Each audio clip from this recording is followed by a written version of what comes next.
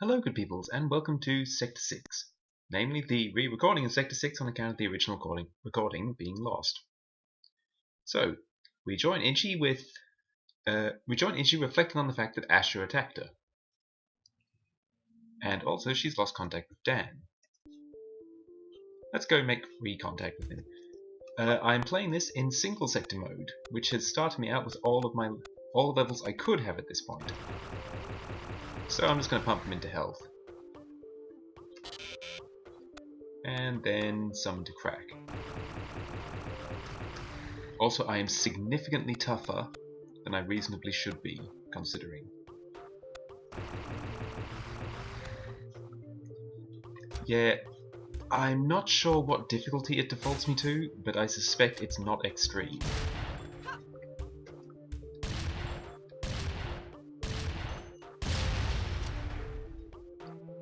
That said, we're just going to see what we missed.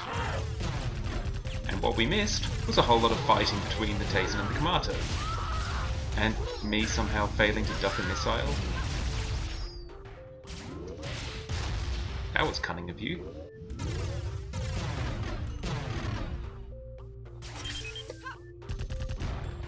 Now I could take a swoop bike, but that really risks hurting somebody. And even if this isn't a canon episode, I'd rather not kill people. That said, I could have taken that swoop bike, made a sweet jump off it, and skipped quite a lot of level. There's a lot of different ways you can tackle levels. Obviously I can't really show that often when I'm just playing through each level once.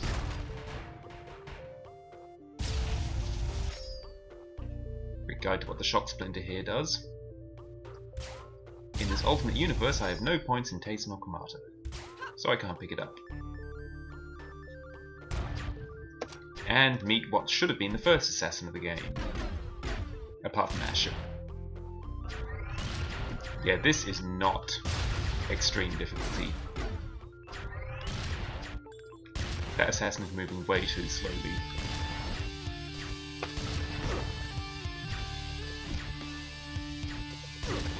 Also, I actually landed a kick. I landed 2 kicks, this is not extreme. Assassin Asher. So on the surface, his mission is like any other. Infiltrate whatever parts of this place the Taisen least expect, kill as many as possible. However, this is their final outpost, so we can expect them to fight fiercely. Also, and this is the bad news, Asher is in charge of our squad now. Yeah, Asher, the guy who lost his arm the most stupid way conceivable, the one trying to become the best unit in the army. Permission to speak freely here, but give me a damn break. He may be skilled, but he's too full of himself to understand that we assassins ain't got a thing on the Annihilators and Generals, not to mention Iosa. We're the most efficient when it comes to amount of kills versus death count, sure. That's because we have the ability to run easily from a fight. Asher thinks he's a one-man army, not part of a team. And what kind of idiot gets so caught up in a battle with a few elites that he teleports halfway into a wall, reducing his arm to a bloody pulp before he managed to get out of there? Not a lot of people would survive that thing, I'll give him that, but you'd think it would cut his ego down to size a little. So yeah, that's where the game tells you Asher lost his arm because he was trying to show off. And because he doesn't understand that a good KD just means you don't die much. Rather than you are an unstoppable force.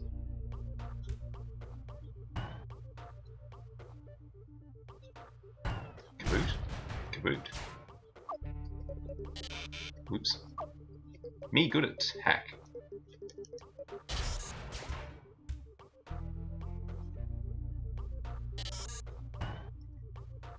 There's not a great deal to Sector 6, it's something of a cooldown after you've been fighting Asher. Oh my goodness, this arrow key is bugging me something shocking. Bye!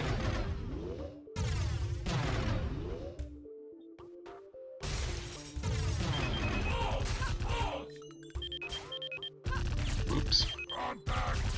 This is not a place I want to be. Neither's that.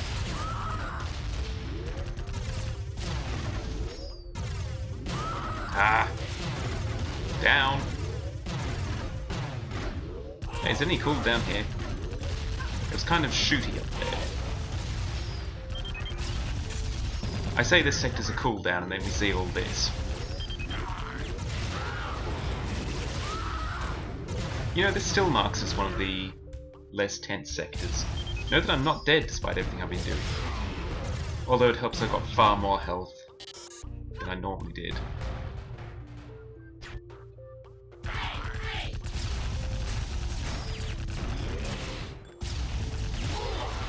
The Tazen are freaking out because they're losing horribly.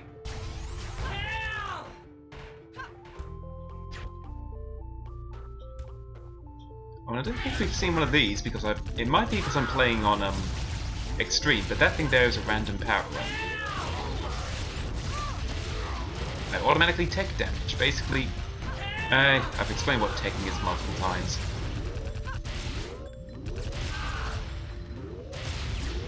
I'm not going to fall over if I take damage. Guess I do need to go up here. Actually, I've got 10 crack. I can just skip the level. There are a lot of shortcuts you can get if you got the right skill investment.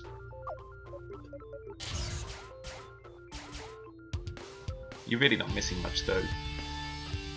Like I showed, this level is just run around past the Tazen and the Kamato fight each other. Ow. Woo! That was close.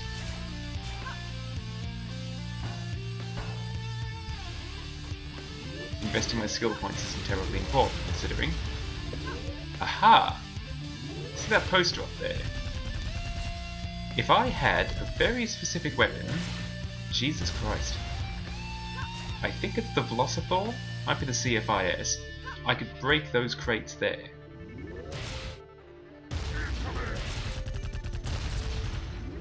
And then, if those crates were broken, I could jump up there and find my way to that teleporter. And that would actually take me to a secret boss of sorts. And by secret boss, I mean it's a Tazen soldier, who has maxed out stats, moves at ridiculous speed, and has a CFIS signature. The CFIS, which is the ultimate level Kamato weapon, actually. Hey, do you know where I'm meant to go? I'm kinda lost. I always get turned around when I do this stuff. Anyway, if you manage to reach that boss, then he drops an item called the Scrambler. Where am I? Okay, it's this way. And the Scrambler is essentially the silly button. When you activate it, everyone's dialogue gets random. Well, not randomized as such. They get changed to different text. For the most part, it just does, well, like I said, silly stuff, or randomizes a few words. Dan and Edgy's conversations are all changed to be talking about missile ponies, which are ponies with missiles. And Ash's dialogue completely becomes sound effects. Ow. I kind of expected it to flinch away.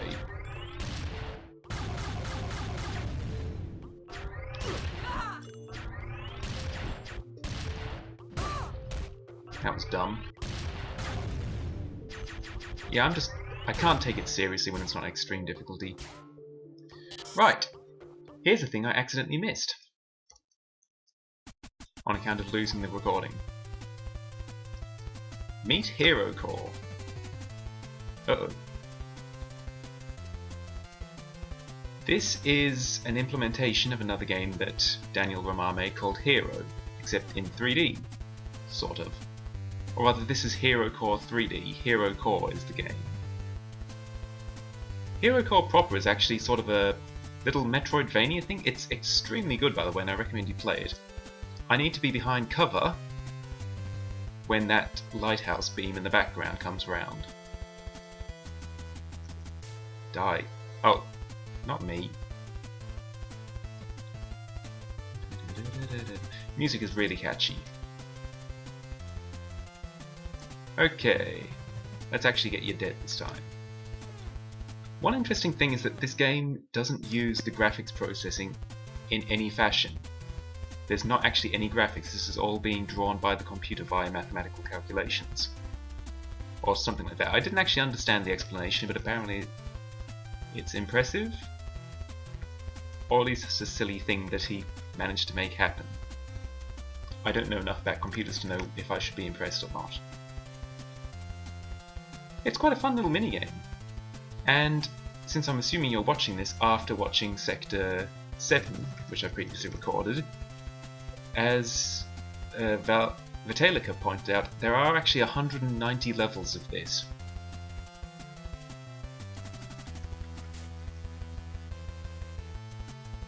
And the goal is to destroy that thing that we destroyed and then find your way to this. Let's just fly into walls until it's over, because I'm not playing 190 levels of this. Back to level 1 because I ran out of lives at the top left flags. I think there's also a standalone to play Hero Core 3D. Oh wait, I better exit out. And Ichi has different comments depending on how well you did. If you never made it out of level 1, she just says she doesn't understand the game.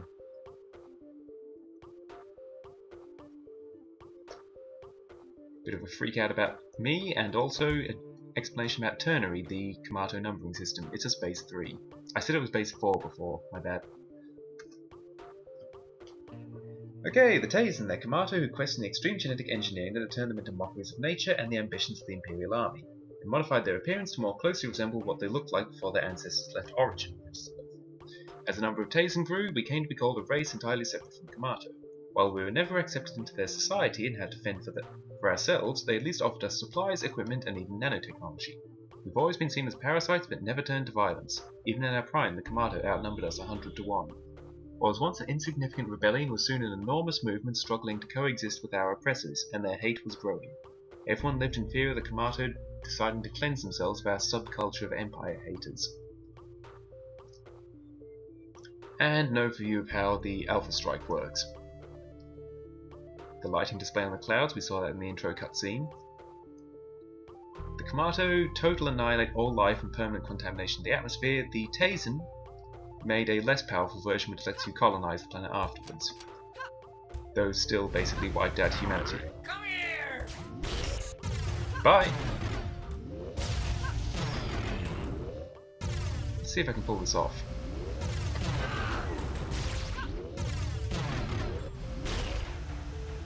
No, I can't because my timing's not good. I think you can make that? I can't see any other possible use for the speeders. I don't get a lot of practice flying them. And yes, a bit of Kamato dissidence? Not sure if that's the right word I'm thinking of. Over the nature of the army. And this is the Shirataka incident. I wish I'd not missed this one. As the Shirataka incident is explained here, a Kamato Annihilator was responsible. They have a built-in kill counter on their visors. They notice, and the Annihilator on board noticed that the counter also went up when they killed their fellow Kamato, not just Taisen.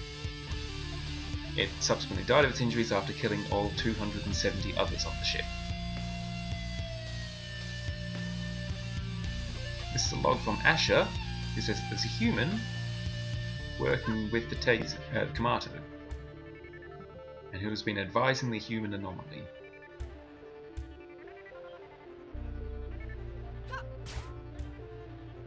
Now, I did find this logbook before, but the fact that you've seen the rest of Sector 7 suggests how it turns out anyway. Also, why would you ever believe Asher in anything?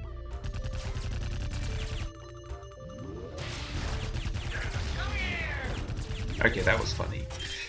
But for the sake of avoiding cheat... Thankfully, Ichi avoids cheat drama as well, and she immediately realizes it's complete bollocks. Whoop. Thank you for avoiding pointless drama, Daniel Ramar. I could get up there if I had... I think it's a shock splinter. It's got enough spray to it. Why did I even do that? Alright. I think... Thank you, Ichi. That opened up the terminals on floor 7. Which is up here. Come here! Yeah, this teleporter. This is what I could have skipped if I wasn't so bad at timing my use of sweep bites. Just more details about passive weapons and how they work. And this would just take me back to an area I've already been. And that's Sector 6, there's nothing much to it.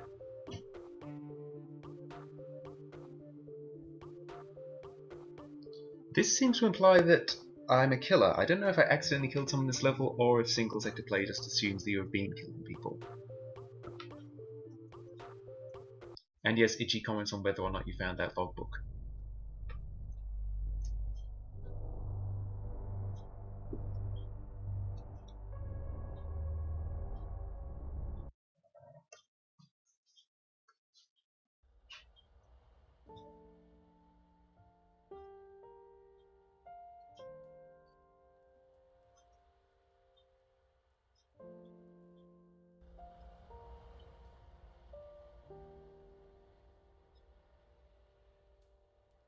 This is also why Dan had a green bandage around his knee in later cutscenes.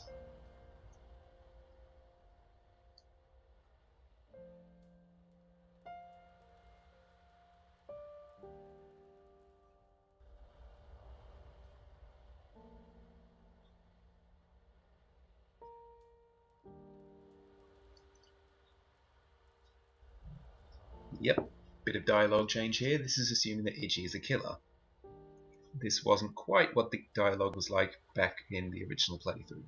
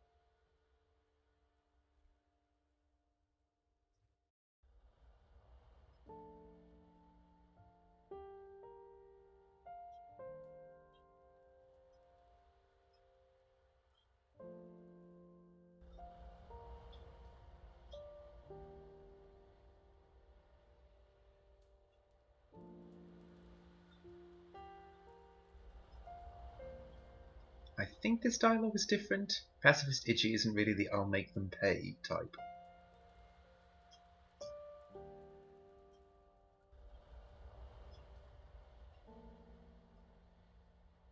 This one too.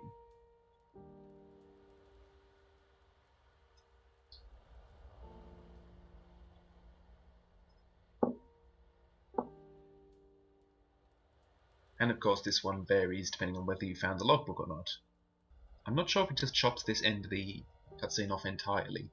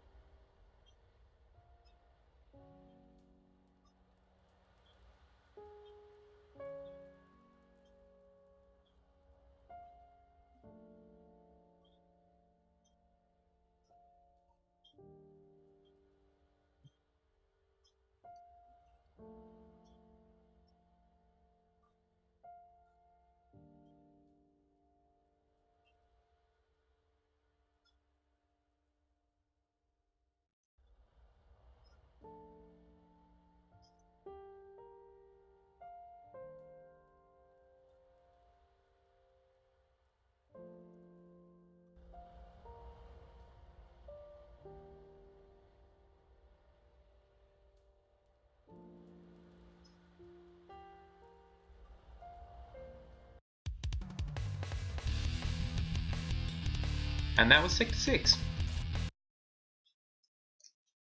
Because I was just playing in single sector play, I'm getting booted back to the menu. While I'm here, let's just look at a couple of the less spoilery extras. As you can see, I can check out the hidden posters.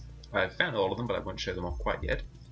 Single sector play, Hero 3D, the alternate outfit you get for winning on Extreme, which is the outfit that Itchy is wearing in the intro cutscene. And I can look up a little bit of extra detail about the weapons in the game, the enemies in the game, look at the maps and sectors, plays Sudden Death Sector, which is you and enemies both have 1 HP. I forget if there's anything for beating all the Sudden Death Sectors. There's only 4 left, maybe I should try that sometime. Turbo Mode for winning on Ultra Mortal, which is even faster. And the Scrambler, which I briefly described before. Also the sound test. There's a lot of sound effects. Whoops. Let's not play those yet, shall we? But there's a couple of nice things that we're not going to get to hear because I never spoke to Crotera. He just died instantly.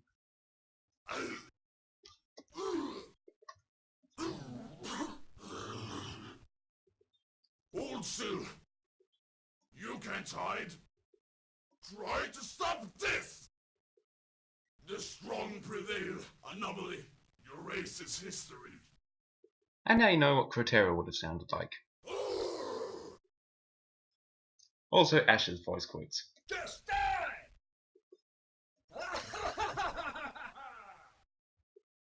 Come on! You're mine! Easiest bounty yet. Finally.